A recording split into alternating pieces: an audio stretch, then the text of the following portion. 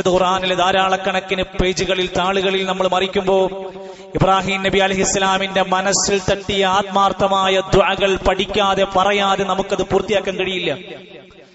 ഖലീലുല്ലാഹി ഇബ്രാഹിം നബി അലൈഹിസ്സലാമിന്റെ പ്രാർത്ഥനയിൽ സ്വന്തം രാജ്യത്തിന്റെ നിർഭയത്വത്തിന് വേണ്ടി പ്രാർത്ഥിക്കുക.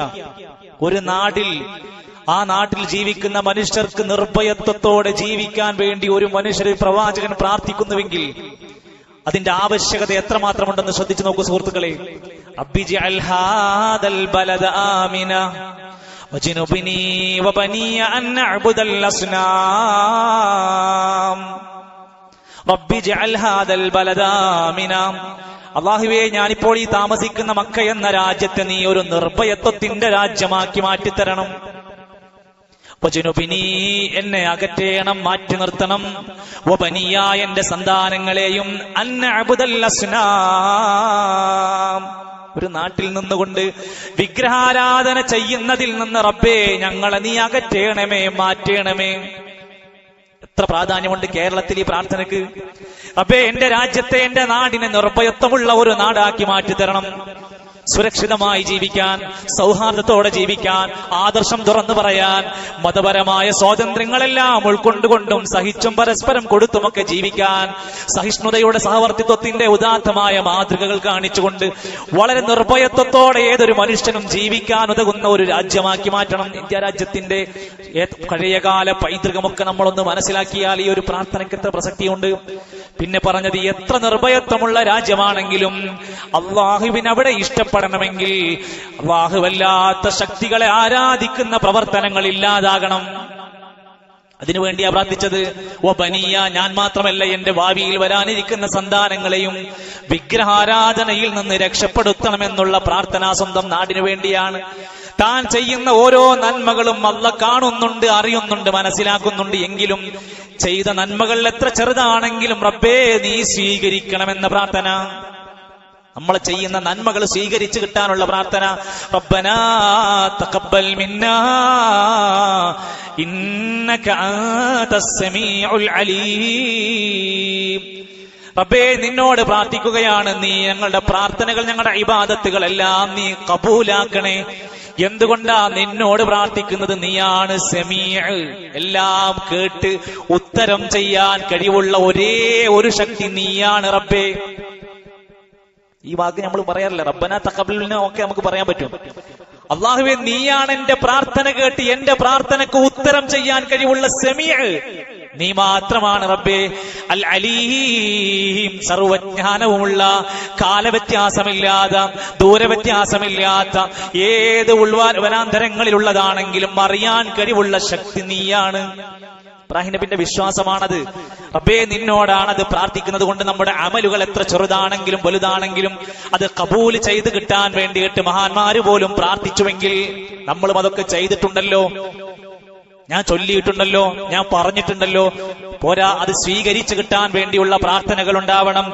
എല്ലാവർക്കും ഗുണത്തിന് വേണ്ടിയുള്ള പ്രാർത്ഥനകൾ ഉണ്ടാവണം. ഇബ്രാഹിം നബി അലൈഹി സ്വലാമിന്റെ പ്രാർത്ഥന പഠിപ്പിച്ചിട്ടാണ് ഞാൻ പറയുന്നത്. എല്ലാവർക്കും ഗുണം കിട്ടാൻ വേണ്ടിയുള്ള പ്രാർത്ഥന. റബ്ബനഗ്ഫിർലീ വലിവാലിദയ്യ വലിൽ മുഅ്മിനീന യൗമ യഖൂമുൽ ഹിസാബ്. ആരതിൽ പെടാത്തത്? റബ്ബനഗ്ഫിർലീ, ആദ്യം നമ്മൾ നമുക്ക് വേണ്ടിയാ പ്രാർത്ഥിക്കേണ്ടത്. റബ്ബേ, എനിക്ക് പുറത്തു തരണേ. വലിവാലിദയ്യ, എന്റെ മാതാപിതാക്കൾക്ക്, വലിൽ മുഅ്മിനീന, മുഴുവൻ സത്യവിശ്വാസികൾക്കും എന്ന് പുറത്തു തരണം. യൗമ യഖൂമുൽ ഹിസാബ്, മനുഷ്യന്റെ കർമ്മരേഖാ പുസ്തകങ്ങൾ പരിശോധിച്ച് നന്മതിന്മകൾ തൂക്കി നോക്കുന്ന ഒരു നാളിൽ പാപങ്ങളുണ്ട് റബ്ബേ, പാപങ്ങൾ നീ പുറത്തു തരണേ എന്ന് പ്രാർത്ഥിക്കുകയാണ്.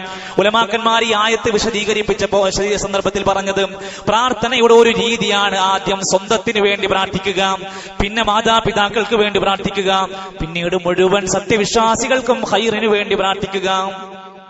ഇത് ഏതൊരു ഘട്ടത്തിലും ദുആയുടെ മര്യാദകളുടെ കൂട്ടത്തിലും നമുക്ക് കാണാം.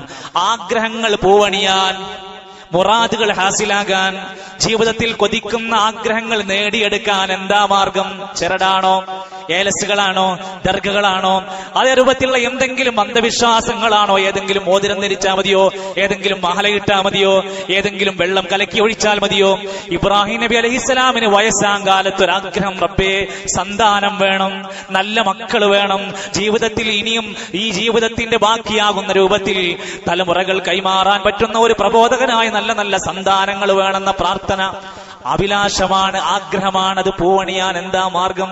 പടച്ചോനോട് പറയണം. സന്താനങ്ങളില്ലാതെ വിഷമിക്കുന്ന ആയിരക്കണക്കിന് മനുഷ്യന്മാരുടെ കുടുംബജീവിതത്തെ പരിശോധിക്കുക. ഏറ്റവും വലിയ പ്രതിസന്ധിയാണ്. അല്ലാഹു അവരുടെ ആഗ്രഹങ്ങൾ പൂവണിയിച്ചു കൊടുക്കുമാറാകട്ടെ.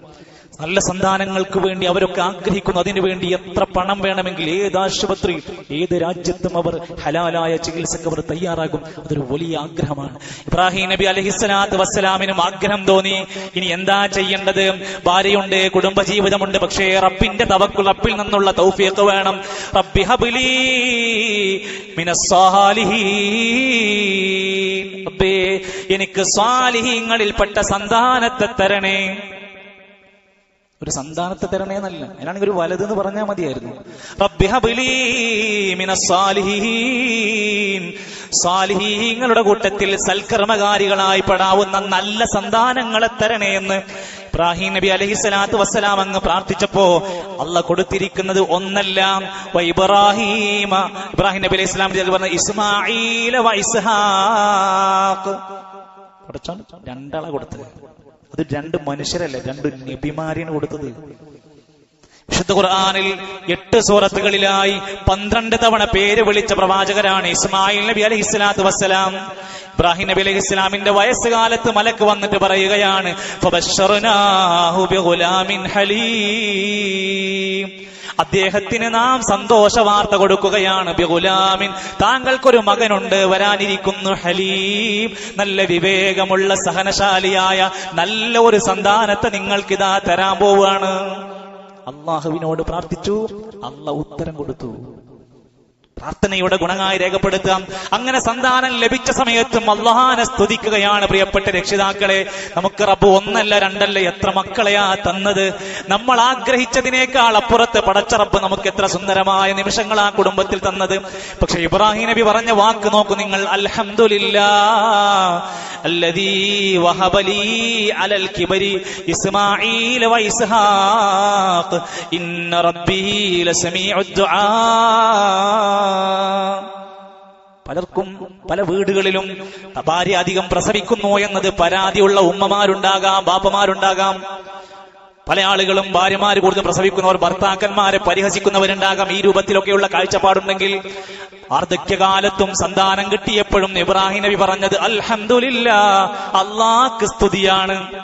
എന്തേ കാരണം? അല്ലദീ വഹബലി അലൽ കിബരി ഇസ്മാഈല വ ഇസ്ഹാഖ, ഈ വാർദ്ധക്യകാലത്തെ ഇസ്മാഈൽ ഇസ്ഹാഖ് എന്നവരെ എനിക്ക് സമ്മാനമായി തന്നവനാണ് എന്റെ റബ്ബ്. കുട്ടിനെ കിട്ടിയപ്പോഴുള്ള കാഴ്ചപ്പാട്, എനിക്ക് റബ്ബ് സമ്മാനമായി, അള്ളാന്റെ ഹിബത്തായി എനിക്ക് കിട്ടിയതിന് സർവസ്തുതി. എന്നിട്ട് പറയാ, ഇന്ന റബ്ബീ ലസമീഉദ് ദുആ. വീണ്ടും പറയാം, എന്റെ റബ്ബ് പ്രാർത്ഥനകൾ കേട്ട് ഉത്തരം ചെയ്യാൻ കഴിവുള്ളവനാണ്. അതുകൊണ്ട് സന്താനങ്ങൾ ലഭിക്കാത്തവർ എവിടെയെങ്കിലും പോയി തൊട്ടിൽ കെട്ടിയാൽ കുട്ടികളുണ്ടാകുമെന്ന വിശ്വാസം അബദ്ധമാണ്. വേറെ ഏതെങ്കിലും നേർച്ച ചെയ്താൽ, മറ്റെന്തെങ്കിലും നിലക്കുള്ള അന്ധവിശ്വാസങ്ങളിൽപ്പെട്ടാൽ അതുകൊണ്ട് എനിക്ക് രക്ഷ ലഭിക്കുമെന്ന് വിചാരിക്കുന്നവരെ, ഇന്ന റബ്ബീ ലസമീഉദ് ദുആ. ഇബ്രാഹിം നബിന്റെ വിശ്വാസമാണ്, എന്റെ റബ്ബ് പ്രാർത്ഥനകൾ കേട്ട് ഉത്തരം ചെയ്യുന്നവനാണ്. ഈ യഖീനായ വിശ്വാസം നമ്മുടെ ജീവിതത്തിലേക്ക് കടന്നു വരണം. അങ്ങനെ സന്താനമുണ്ടായി ചെറിയ കുഞ്ഞായി ജനിച്ചിങ്ങനെ നല്ല ഒരു സന്തോഷത്തിന്റെ മൂർധന്യഭാവത്തിൽ നിന്ന് അള്ളാഹുവിനെ സ്തുതിച്ചുകൊണ്ടിരിക്കുമ്പോഴും അതാ അള്ളാഹുവിന്റെ പരീക്ഷണം വരികയാണ്. ആ പൊന്നുമോനെയും ഭാര്യയെയും കൊണ്ടുപോയിട്ട് വിജനമായ ഒരു മരുഭൂമിയിൽ കൊണ്ടുപോയി താമസിപ്പിക്കണം. ഒരു വിജനമായ മരുഭൂമിയിൽ, ആൾ താമസമില്ലാത്ത, ഭക്ഷണമില്ലാത്ത, വെള്ളമില്ലാത്ത ഒരു സ്ഥലത്ത് കൊണ്ടുപോയി ഈ ഭാര്യനെയും കുട്ടിനെയും താമസിപ്പിക്കണം. അള്ളയാണ് പറയുന്നത്, ഇബ്രാഹിം നബിയോടാ പറയുന്നത്. അംഗീകരിച്ചു, തയ്യാറായി, കൊണ്ടുപോയാക്കി. റബ്ബി ഇന്നി അസ്കൻതു മിൻ ദുർരിയതി ബിവാദിൻ ഗൈരി ദീ സറഇൻ. നമുക്കൊന്ന് ബർത്ത്ഡേ കഴിക്കരുത്, വെഡിങ് ആനിവേഴ്സറി കഴിക്കരുത് പറയുമ്പോഴത്തേന് നമുക്കാകെ ദേഷ്യം പിടിക്കുകയാണ്. സ്വന്തം മകനെയും ഭാര്യനെയും പ്രസവിച്ച ചെറിയ പാല് കുടിക്കുന്ന കുഞ്ഞിനെയും ഒരു മരുഭൂമി കൊണ്ടയാക്കണമെന്ന് പറഞ്ഞേക്ക് ഇബ്രാഹിം നബി ചെയ്തു. എന്നിട്ട് പറയാണ്, റബ്ബേ ഇന്നി അസ്കൻതു മിൻ ദുരിയതി ബിവാദിൻ ഗൈരി ദീ സറഇൻ, ഒരു പുൽനാമ്പ് മുളക്കാത്ത മണ്ണിൽ ഞാൻ എന്റെ സന്താനത്തെയും എന്റെ ഭാര്യയൊക്കെ കൊണ്ടുപോയി താമസിപ്പിച്ചിട്ടുണ്ട്. നമ്മൾ പൊന്നുമോനെ എത്ര വയസ്സാകട്ടെ, ഒരു ഹോസ്റ്റലിൽ എല്ലാ സൗകര്യങ്ങളുമുള്ള ഹോസ്റ്റലിൽ, സ്ഥാപനത്തിന്റെ എല്ലാ സുരക്ഷത്വമുള്ള ഒരു സ്ഥാപനത്തിൽ കൊണ്ടുപോയാക്കി കഴിഞ്ഞ് തിരിച്ചു പോരുമ്പോ നമ്മുടെ മാനസികാവസ്ഥ എന്താണ്? എത്ര വിഷമമുണ്ട് ചിന്തിക്ക് പ്രിയപ്പെട്ടവരെ. നമ്മുടെ പിഞ്ചു ചെറിയ കുട്ടികളെ ചെറിയ LKG UKG ക്ലാസ്സിൽ ഒന്ന് കൊണ്ടുപോയാക്കി തിരിച്ചു വരുമ്പോഴത്തേക്ക് എന്തൊക്കെ ഉൾക്കൊള്ളയുള്ളവരാണ് നമ്മളെങ്കിൽ, അള്ളാന്റെ കൽപ്പന അങ്ങ് വന്നപ്പാ ചോര പൈതലിനെ കൊണ്ടുപോയി മരുഭൂമിയിലാക്കിയത് ക്രൂരതയല്ല, കൽപ്പന പാലിക്കാനുള്ള ഒരു മനസ്സിന്റെ ഉടമയായി ഇബ്രാഹിം നബി മാറുകയാണ്. ആലോചിക്കണം നമ്മൾ. അതും കഴിഞ്ഞ് കുറച്ചുകൂടെ വലുതായി കുട്ടി എങ്ങനെ കളിചിരി തമാശകളൊക്കെയായി, സംസമിന്റെ ചരിത്രത്തിലേക്കൊന്നും ഞാൻ പോകുന്നില്ല. അങ്ങനെ ആ മകൻ ഒന്നുകൂടെ ഉഷാറായി, പ്രായമൊക്കെ ഒന്നുകൂടെ കൂടി വന്ന് കളിചിരി തമാശകളൊക്കെയായി ഒന്നുകൂടെ കൗതുകം വളരാൻ തുടങ്ങിയ സമയത്താണ്, സംസാരിക്കാനൊക്കെ തുടങ്ങിയപ്പോഴാ ഒരു ദിവസം അതാ സ്വപ്നത്തിലൂടെ വഹി വരികയാണ്. ഇന്നി അറാ ഫിൽ മനാമി അന്നീ അദ്ബഹുക്, കുഞ്ഞുമോനെ ഇസ്മായിലേ, എനിക്ക് രാത്രിയിൽ ഉറക്കത്തിൽ ഒരു കാഴ്ചയുണ്ടായി, നിന്നെ അങ്ങ് അറുക്കണമെന്നാണ് അള്ളാന്റെ കൽപ്പന.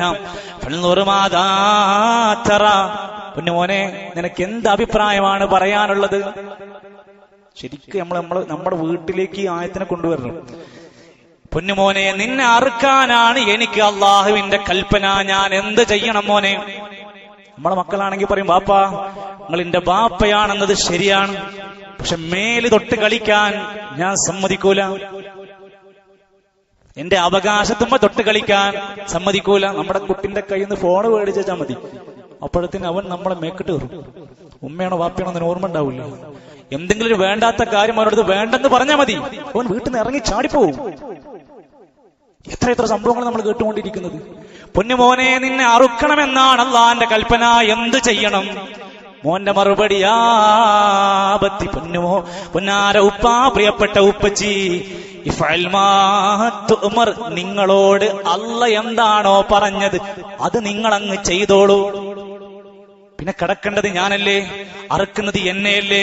സതജിദുനീ ഇൻഷാ അല്ലാഹു മിനസ് സാബിരീൻ, ക്ഷമിക്കുന്ന ഒരു മോനായി നിങ്ങൾക്ക് എന്നെ കണ്ടെത്താം. ഒരിക്കലും ഞാൻ അക്ഷമനായി, അവിവേകിയായി, അനുസരണക്കേട് കാണിക്കുന്നവനായി, നന്ദി കെട്ടവനായി ഞാൻ മാറൂല.